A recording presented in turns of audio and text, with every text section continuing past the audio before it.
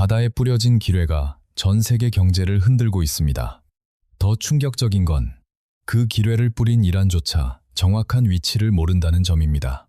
지금 호르무즈 해협에서 벌어지는 일은 단순한 지역 분쟁이 아니라 세계 에너지 질서를 뒤흔드는 위기입니다. 우리도 어디에 있는지 모릅니다. 이게 누가 한 말인지 아십니까? 바로 이란입니다. 자기가 직접 뿌린 기뢰의 위치를 자기들조차 모른다는 뜻입니다. 기가 막힌 일이죠. 지금 세계 원유의 20%가 지나는 호르무즈 해협에 이란이 기뢰를 대거 부설해 놓고도 정작 그 위치를 완전히 파악하지 못하고 있다는 충격적인 사실이 뉴욕타임스 보도를 통해 드러났습니다. 미국과 이란은 2026년 4월 7일 2주간의 휴전에 합의했습니다. 조건은 단 하나였습니다. 호르무즈 해협 개방. 그런데 지금 이 순간에도 호르무즈는 사실상 막혀 있습니다. 하루에 배가 14척밖에 지나가지 못하고 있습니다. 전쟁 전에는 하루 130척이 넘게 통과하던 곳이었습니다. 오늘은 이 황당하면서도 위험한 상황을 처음부터 끝까지 짚어보겠습니다. 기뢰가 무엇인지, 이란이 왜 이를 뿌렸는지, 왜 지금도 치우지 못하는지, 그리고 이것이 한국 경제에 어떤 영향을 주는지까지 살펴보겠습니다. 이 내용을 끝까지 보시면 지금 세계가 얼마나 위태로운 상황에 놓여 있는지 실감하게 되실 겁니다. 2026년 2월 28일 미국과 이스라엘은 이란을 상대로 대규모 공동공습을 감행했습니다. 이란의 핵시설, 군지휘부, 핵심 인프라를 겨냥한 이 공격으로 이란의 최고 지도자 알리 하메네이가 사망했습니다. 수십 년간 이란을 지배해온 최고 권력자가 하루아침에 사라진 것입니다. 이란 입장에서는 국가 존망이 걸린 충격이었습니다. 이란은 곧바로 보복에 나섰습니다. 이스라엘 주요 도시에 미사일을 퍼부었고 아랍에미리트, 카타르, 바레인에 있는 미군 기지를 공격했습니다. 레바논의 헤즈볼라도 이스라엘을 향해 로켓을 발사하기 시작했습니다. 그리고 바로 그 순간 이란 혁명 수비대는 호르무즈 해협으로 시선을 돌렸습니다. VHF 무선으로 해협을 지나는 모든 선박에 경고를 보냈습니다. 이 해협을 지나는 선박은 없다. 통과 시 공격한다. 호르무즈 해협이 사실상 봉쇄된 순간이었습니다. 호르무즈 해협을 잘 모르시는 분들을 위해 잠깐 설명드리겠습니다. 이란과 오만 사이에 있는 이 좁은 수로는 가장 좁은 곳이 불과 34km, 실제 선박 통항로는 3.2km에 지나지 않습니다. 서울에서 강남까지 거리 정도 되는 이 좁은 바다를 통해 전 세계 원유의 20%, 하루 2천만 배럴이 지나갑니다. 사우디아라비아, 이란, 이라크, 쿠웨이트, UAE, 카타르 등 중동 주요 산유국들이 원유를 수출할 때 거의 반드시 지나야 하는 에너지의 동맥입니다. 숫자로 보면 더 실감이 납니다. 호르무즈 해협이 하루에 실어 나르는 원유량은 미국 전체의 하루 원유 소비량의 약 10배입니다. 이각과 그러는 서로 케어로 바겠습니다. 전 세계 LNG, 즉 액화천연가스 수출의 30% 이상도 이 해협을 통과합니다. 그렇다면 이 해협이 막히면 어떤 일이 벌어질까요? JP몰간은 봉쇄가 현실화될 경우 유가가 배럴당 120, 130달러까지 오를 수 있다고 전망했습니다. 실제로 이란이 공식 봉쇄를 선언하자 두바이유는 배럴당 168달러까지 치솟았습니다. 2022년 러시아 우크라이나 전쟁 당시 최고점이었던 113달러를 훌쩍 넘어서는 수준입니다. 브렌트유도 한때 배럴당 126달러를 기록했습니다. 이번 사태는 전문가들로부터 1970년대 오일 쇼크 이후 최대의 에너지 공급 차질이라는 평가를 받고 있습니다. 이제 오늘의 핵심 주제인 기뢰로 들어가 보겠습니다. 쉽게 말하면 바다 위의 지뢰입니다. 땅에 묻어둔 지뢰가 사람이나 차량이 밟을 때 폭발하듯 기뢰는 바다에 설치해 두었다가 배가 접촉하거나 근처를 지날 때 폭발합니다. 기뢰는 크게 세 종류로 나뉩니다. 계류기뢰는 쇠사슬로 해저에 고정돼 수면 아래 일정 깊이에 떠 있는 형태여서 위치 파악이 비교적 쉬운 편입니다. 부유기뢰는 아무 것에도 묶이지 않은 채 해류를 따라 자유롭게 떠다니는 기뢰입니다. 처음 투하된 곳에서 수십에서 수백 킬로미터까지 이동할 수 있어 가장 위험하고 제거도 가장 어렵습니다. 침저 기뢰는 해저 바닥에 가라앉아 있다가 선박의 소음이나 자기장을 감지해 폭발하는 형태입니다. 소나로도 탐지가 매우 어려운 고급형 기뢰입니다. 이란이 현재 보유한 기뢰는 자국산, 중국산, 러시아산을 포함해 무려 2,000개에서 최대 6,000개로 추정됩니다.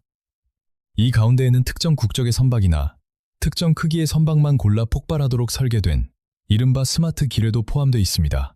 그렇다면 기뢰라는 무기가 왜 이렇게 무서울까요? 바로 가성비 때문입니다. 기뢰 한 개 가격이 얼마인지 아십니까? 1,500달러. 우리 돈으로 약 219만 원입니다. 그런데 이 219만 원짜리 기뢰 한 개가 수천억 원짜리 유조선을 침몰시킬 수 있습니다. 이란이 많이 사용한 드론은 한 대에 이 920만 원인데 기뢰는 그보다 10배 이상 저렴하면서도 파괴력은 훨씬 강합니다. 그래서 군사 전문가들은 기뢰를 약자의 무기, 비대칭 전력의 끝판왕이라고 부릅니다. 미 해군 연구소도 2021년 보고서에서 이렇게 분석했습니다. 호르무즈 해협의 단 1의 기뢰만 부설되더라도 세계 석유 공급의 20%를 차단하고 중동 전체의 안정성을 뒤흔들 수 있다. 기뢰 하나로도 세계 경제를 흔들 수 있다는 뜻입니다. 그런데 이란은 그것을 수십 개, 어쩌면 수백 개까지 뿌린 것입니다. 이란이 기뢰를 선택한 데에는 치밀한 전략적 계산이 있었습니다. 이란은 미국과 정면 군사 대결을 벌여서는 이길 수 없다는 점을 스스로 잘 알고 있습니다. 미국의 항모전단, 스텔스 전투기, 토마호크 미사일 앞에서 이란의 재래식 해군력은 비교 자체가 어렵습니다. 그래서 이란이 수십 년 동안 갈고 닦아온 전략이 바로 비대칭 전쟁입니다. 혁명수비대는 이 전략을 탱커 전쟁 전략이라고 부르는데 이는 1980년대 이란, 이라크 전쟁 때부터 사용해온 방식입니다. 드론, 고속정, 해안미사일, 그리고 기뢰를 복합적으로 운용해 해협을 원하는 기간만큼 통항 불능 상태로 묶어두는 것입니다. 강한 상대를 이기는 방법은 정면 충돌이 아니라 상대가 가장 의존하는 것을 틀어막는 것이라는 전략입니다. 기뢰의 또 다른 핵심 장점은 심리적 봉쇄 효과입니다. 실제로 기뢰가 몇 개 되지 않더라도 기뢰가 있을 수 있다는 사실만으로 선박 통행은 멈춥니다. 어떤 선장이 기뢰가 있을지도 모르는 바다에 자기 배를 몰고 들어가겠습니까? 실제로 이란이 기뢰 부설 가능성을 시사하자마자 머스크, CMA CGM, 하파크로이드 같은 세계 최대 컨테이너 선사들이 일제히 호르무즈 해협 운항 중단을 선언했습니다. 기뢰가 실제로 확인되기 전부터 가능성만으로도 봉쇄 효과가 발생한 것입니다. 이란은 3월 10일부터 본격적으로 기뢰를 부설하기 시작했습니다. 미국은 즉각 대응해 기뢰 부설선 16척을 격침시켰지만 그 사이 이미 상당수의 기뢰가 해협에 살포된 뒤였습니다. 이란의 기뢰 사용은 전혀 새로운 일이 아닙니다. 역사도 이를 보여줍니다. 1980년부터 1988년까지 이어진 이란, 이라크 전쟁 동안 이란은 페르시아만에 대규모로 기뢰를 부설했습니다. 이른바 탱커 전쟁 시기입니다. 그리고 1988년 4월 충격적인 사건이 벌어졌습니다. 미 해군의 4,200톤급 미사일 유도 프리기탐 USS 사뮤얼 B. 로버츠함이 쿠웨이트 유조선을 호위하며 호르무즈 해협을 지나던 중 이란이 부설한 기뢰와 충돌한 것입니다. 거대한 폭발로 선체에는 큰 구멍이 뚫렸고 선원 10명이 부상을 입었습니다. 배는 침몰 직전까지 갔지만 가까스로 버텨냈습니다. 미국은 즉각 보복했습니다. 프레잉 멘티스 작전을 통해 이란 해군 함정과 석유 플랫폼을 공격했고 이는 2차 세계대전 이후 미 해군이 수행한 최대 규모의 해상 전투 가운데 하나였습니다. 기뢰 하나가 미군 함정을 거의 침몰시키고 대규모 해상 전투로까지 이어진 것입니다. 그리고 38년이 지난 지금 역사가 반복되고 있습니다. 이란은 다시 기뢰를 뿌렸고 이번에는 훨씬 넓은 범위에 훨씬 더 많은 양을 부설했습니다. 그리고 이번에는 자기들도 어디에 있는지 모른다고 말하고 있습니다. 어떻게 자기가 뿌린 기뢰의 위치를 자기가 모를 수 있을까요? 첫 번째 이유는 부유기뢰입니다. 이란이 부설한 기뢰 가운데 상당수는 해류를 따라 자유롭게 떠다니는 부유기뢰입니다. 이 기뢰들은 처음 투하된 위치에서 해류와 바람의 영향을 받아 끊임없이 이동합니다. 호르무즈 해협은 페르시아만과 오만해를 잇는 수로인 만큼 조류도 강한 편입니다. 부유기뢰는 국제법상 전쟁 종료 후 72시간 이내에 무력화해야 합니다. 그런데 위치를 모르니 무력화 자체가 불가능한 것입니다. 두 번째 이유는 기록 실패입니다. 정상적인 기뢰 부설 작전이라면 기뢰 하나하나의 GPS 좌표를 꼼꼼히 기록한 도표, 즉 마인 차트를 만들어야 합니다. 그런데 이란은 미국이 기뢰 부설선을 공격하기 전에 급히 빠르게 뿌리는 데만 집중했습니다. 미국이 기뢰 부설선 16척을 격침했을 때 그 선박들이 갖고 있던 기록 역시 함께 사라졌을 가능성이 큽니다. 미국 당국자들은 이란이 모든 기뢰의 위치를 기록했는지조차 불확실하다고 밝혔습니다. 그냥 뿌리기만 한 기뢰가 있다는 의미입니다. 세 번째 이유는 이란의 소해 능력 부족입니다. 소해 작전, 즉 기뢰 제거 작전에는 소해함, 수중 음파 탐지기, 수중 무인 기뢰 처리 로봇, 소해 헬기 등 고도로 전문화된 장비와 훈련이 필요합니다. 그런데 이란의 관련 역량은 매우 제한적인 수준으로 평가돼 왔습니다. 더구나 기뢰 부설선 16척이 미군에 의해 격침된 지금 그나마 보유하던 소해 관련 자산도 상당 부분 손실됐을 가능성이 큽니다. 미 해군대학원 보고서에 따르면 기뢰 제거 비용은 부설 비용의 최소 10배입니다.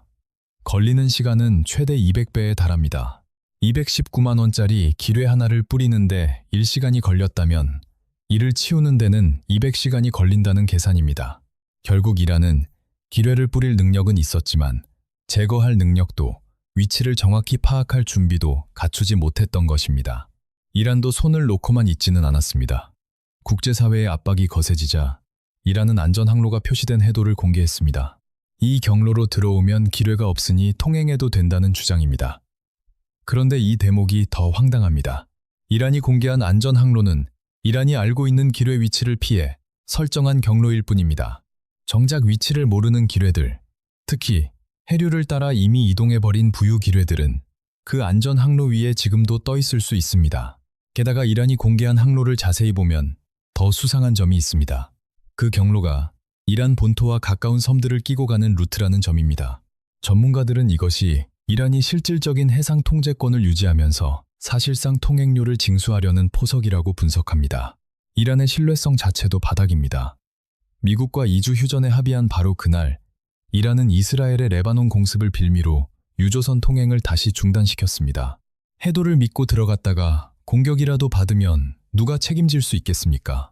그래서 국제해운업계는 이란의 해도를 사실상 무시하고 있습니다. 세계 최대 컨테이너 선사들은 지금도 아프리카 남단 희망봉을 도는 우회 항로를 이용하고 있습니다. 시간은 몇 주 더 걸리고 비용도 크게 늘지만 목숨보다 중요한 것은 없기 때문입니다. 지금 이 순간 호르무즈 해협 인근 바다에는 무고한 선원 약 2만 명이 사실상 인질처럼 갇혀 있습니다. 전쟁이 시작된 2월 28일 이후 벌써 6주가 넘었습니다. 이들은 드론 공격과 기뢰의 위협 속에서 움직이지도 못하고 있습니다. 출항도 못하고 그렇다고 항구로 완전히 들어가지도 못한 채 정박 상태로 하루하루를 버티고 있는 것입니다. 이 선원들의 정신적 고통은 이미 임계점에 이르렀다는 보도가 나오고 있습니다. 차라리 직업을 포기하고 귀국하고 싶다는 절규까지 나오고 있습니다. 가족 걱정, 언제 드론이 날아올지 모른다는 공포, 기뢰가 배 밑에 닿을지 모른다는 불안 속에서 선원들은 극심한 스트레스를 겪고 있습니다. 실제 피해도 이미 심각합니다. 3월 1일 하루에만 유조선 여러 척이 드론과 미사일 공격을 받았고 인도 선원 2명이 사망했습니다. 태국 국적 선박에서는 선원 3명이 실종됐고 인도네시아 선원들도 생사가 불확실한 상황이 이어졌습니다. 4월 현재까지 이란의 선박 공격으로 11명의 선원이 사망하거나 실종됐습니다. 최소 11척이 피해를 입었고 그 가운데 6척은 완전히 버려졌습니다. 유조선 한 척을 구조하러 갔던 예인선마저 미사일에 맞아 침몰했습니다. 이런 상황에서도 세계는 이 2만 명의 선원을 구해낼 뚜렷한 방법을 찾지 못하고 있습니다. 이 사태가 세계 경제에 미치는 충격은 말 그대로 재앙에 가깝습니다. 브렌트유는 배럴당 126달러를 넘어섰고 두바이유는 한때 168달러까지 치솟았습니다. 지금은 휴전 협상 기대감으로 다소 내려왔지만 여전히 100달러 선 근처에서 크게 흔들리고 있습니다. 이는 가솔린, 경유, 항공유 등 모든 에너지 가격의 급등으로 이어지고 다시 전반적인 물가 상승으로 연결됩니다. 해상 운임도 폭등했습니다. 선박이 아프리카 희망봉을 돌아가면 아시아 유럽 항로 기준으로 약 3, 4주가 더 걸립니다. 운항거리가 늘어나니 연료비가 급등하고 운임도 함께 뛰게 됩니다. 글로벌 공급망이 흔들리고 있는 것입니다. 이 충격을 가장 크게 받는 나라 가운데 하나가 바로 대한민국입니다. 한국은 수입 원유의 70%, 액화 천연가스의 20%를 중동에서 들여옵니다. 그리고 수입 원유의 95%가 호르무즈 해협을 통과합니다. 정부는 미국산, 호주산 원유 수입 확대를 서둘러 검토하고 있지만 공급처를 하루아침에 바꾸는 일은 결코 쉽지 않습니다. 일본 역시 유조선 45척이 페르시아만에 묶여 있고 중국도 원유 수급에 비상이 걸렸습니다. 전 세계가 호르무즈 하나 때문에 흔들리고 있는 셈입니다. 2026년 4월 11일 파키스탄 이슬람아바드에서 미국과 이란의 첫 공식 종전 협상이 시작됐습니다. 미국의 핵심 요구는 두 가지입니다. 이란의 핵무기 개발 완전 포기, 그리고 호르무즈 해협의 즉각적이고 완전한 재개방입니다. 반면 이란의 요구는 훨씬 복잡합니다. 미국과 이스라엘이 이란에 가한 피해를 배상할 것, 미군이 중동에서 철수할 것, 그리고 이란의 핵 농축 권리를 인정할 것을 요구하고 있습니다. 호르무즈에 대해서는 이란의 실질적 통제권을 인정하고 통행료 징수 권리까지 요구하고 있다는 분석도 나옵니다. 그런데 바로 이 기뢰 문제가 협상의 핵심 변수로 떠올랐습니다. 트럼프는 즉각 개방을 요구하고 있지만 이란 외무장관 아라그치는 기술적 제약을 고려한 상태에서 개방하겠다고 밝혔습니다. 여기서 말하는 기술적 제약이란 결국 기뢰를 치우지 못한다는 뜻입니다. 이것이 전략적인 핑계인지 아니면 정말 제거할 능력이 없는 것인지를 판단하는 일이 협상의 핵심 쟁점이 되고 있습니다. 이란이 정말 기뢰를 제거할 수 없는 상황이라면 호르무즈의 완전한 정상화는 미국을 포함한 국제사회의 기술적 지원 없이는 불가능합니다. 반대로 이란이 의도적으로 시간을 끌고 있는 것이라면 기뢰를 협상 카드로 활용해 자신에게 유리한 조건이 충족될 때까지 개방을 미루는 셈입니다. 어느 경우든 결론은 같습니다. 호르무즈 해협의 기뢰가 완전히 제거되지 않는 한 이 해협은 안전하지 않습니다. 그리고 안전하지 않은 해협은 여전히 막힌 해협과 다르지 않습니다. 기뢰 제거, 즉 소해 작전이 얼마나 어렵고 오래 걸리는지 조금 더 구체적으로 보겠습니다. 소해 작전은 쉽게 말해 바다를 격자 형태로 나눠 한 칸 한 칸 빗자루질하듯 뒤지는 작업입니다. 소해함이 특수 음파 탐지 장비와 수중 드론을 동원해 기뢰를 찾아내고 발견되면 무인 기뢰 처리기를 투입해 폭파하거나 해체합니다. 호르무즈 해협의 면적을 떠올려 보면 이 작업이 얼마나 오래 걸릴지 짐작할 수 있습니다. 특히 부유 기뢰는 인근 페르시아만 전체로 이미 퍼져 있을 가능성도 있습니다. 미국 해군이 보유한 소해함은 약 8척이고 한국 해군은 세계 9위 수준인 13척의 소해함을 보유하고 있습니다. 하지만 이란 해역에서 작전을 수행하려면 이란의 협조가 반드시 필요합니다. 전문가들은 기뢰가 수십 개 수준이라 해도 완전 제거에는 수개월이 걸릴 수 있다고 봅니다. 기뢰가 수백 개에 이른다면 1년 이상이 걸릴 수도 있습니다. 이태를 2차 세계대전 때 뿌려진 기뢰가 아직도 유럽 바다 곳곳에서 발견된다는 사실을 떠올리면 결코 과장이 아닙니다. 1946년 우리나라 소청도에서도 2차 세계대전 당시에 부유 기뢰가 떠밀려와 주민들이 해체하다 폭발해 59명이 사망한 사건이 있었습니다. 이란이 기뢰를 뿌리는 데 걸린 시간은 며칠이었지만 그것을 제거하는 데는 몇 달, 길게는 몇 년이 걸릴 수 있다는 뜻입니다. 여기서 한 가지는 분명히 짚고 넘어가야 합니다. 이란의 행동이 국제법적으로도 인도주의적으로도 얼마나 심각한 문제인지를 말입니다. 국제법 측면에서 보면 호르무즈 해협은 국제항행에 사용되는 해협입니다. 유엔 해양법 협약에 따르면 이런 해협에서는 모든 선박이 자유롭게 통과 항행권을 가집니다. 이란이 이 해협을 봉쇄하는 것은 명백한 유엔 시로스 위반입니다. 더 나아가 기뢰를 부설하고도 그 위치를 기록하지 않거나 관리하지 않아 무고한 민간 선박에 피해를 주는 행위는 전쟁법 위반으로도 볼 수 있습니다. 1907년 헤이그 협약은 부유 기뢰를 전쟁 종료 후 72시간 이내에 무력화하도록 규정하고 있습니다. 인도주의적 측면에서도 문제는 매우 큽니다. 호르무즈가 막히면서 가장 직접적인 피해를 입는 사람들은 전쟁과 아무 관계가 없는 민간인들입니다. 원유 가격 폭등으로 연료비를 감당하지 못하는 저소득층, 식량 가격 상승에 직격탄을 맞는 개발도상국 서민들, 그리고 호르무즈 바다에 갇혀 정신적 공황 상태에 빠진 선원 2만 명이 그 피해자들입니다. 이란이 자국을 지키기 위해 전쟁을 치른다고 하더라도 민간 선박을 공격하고 기뢰를 무분별하게 살포해 세계 에너지 공급을 위협하는 일은 전쟁의 논리로도 정당화하기 어렵습니다. 이제 가장 중요한 질문입니다. 앞으로 어떻게 될까요? 첫 번째 시나리오는 협상이 타결되는 경우입니다. 미국과 이란이 핵 문제, 배상 문제, 호르무즈 개방 문제를 놓고 극적인 합의에 도달하는 것입니다. 모두가 드디어 끝났다라고 외치게 되겠죠. 하지만 여기서 중요한 점이 있습니다. 협상이 타결된다고 해서 호르무즈 해협이 내일 당장 안전해지는 것은 아닙니다. 기뢰가 완전히 제거되고 국제사회가 이제 이 바다는 안전합니다 라고 공식적으로 확인하기까지는 최소 수개월의 소해 작전이 필요합니다. 협상 타결 소식에 유가는 분명 내려갈 수 있습니다. 그러나 급격하게가 아니라 서서히 하락할 가능성이 큽니다. 이 시나리오가 가장 나은 경우라고 해도 2026년 상반기 세계 경제가 입은 충격은 이미 상당 부분 누적된 상태입니다. 그래도 이것이 최선입니다. 우리가 바라는 시나리오입니다. 두 번째 시나리오는 협상 교착입니다. 사실 지금 이 순간 가장 가능성이 높은 경우이기도 합니다. 미국은 호르무즈의 즉각적이고 완전한 개방을 요구하고 이란은 기술적 제약이 있다. 우리 조건부터 받아들여야 한다는 입장을 고수합니다. 2주 휴전 기간이 끝난 뒤 연장이 될 수도 있지만 이스라엘의 레바논 공습이나 이란 강경파의 도발로 다시 깨질 가능성도 있습니다. 이 경우 호르무즈는 완전히 열리지도 완전히 닫히지도 않은 어중간한 상태로 남게 됩니다. 대부분의 선사들은 계속해서 희망봉 우회 항로를 택할 것입니다. 그 결과 유가는 배럴당 $100 안팎의 높은 수준을 장기간 유지하게 됩니다. 물가가 오르고 전기 요금이 오르고 서민들의 실질 구매력은 계속 떨어지게 됩니다. 이 시나리오는 한 번에 무너지는 위기가 아니라 서서히 말라가는 형태의 위기입니다. 어떤 의미에서는 더 무서울 수도 있습니다. 세 번째 시나리오는 솔직히 말해 재앙입니다. 협상이 완전히 깨지는 경우입니다. 어느 순간 협상 테이블이 뒤엎어지는 순간 전쟁은 다시 시작됩니다. 이란은 주저없이 남아있는 기뢰를 모조리 퍼붓고 드론과 미사일 공격도 재개할 것입니다. 미국은 군사력으로 해협을 강제 개방하려 하겠지만 기뢰 위치를 이란도 모르고 국제사회도 모르는 상황에서 군함을 투입하는 것입니다.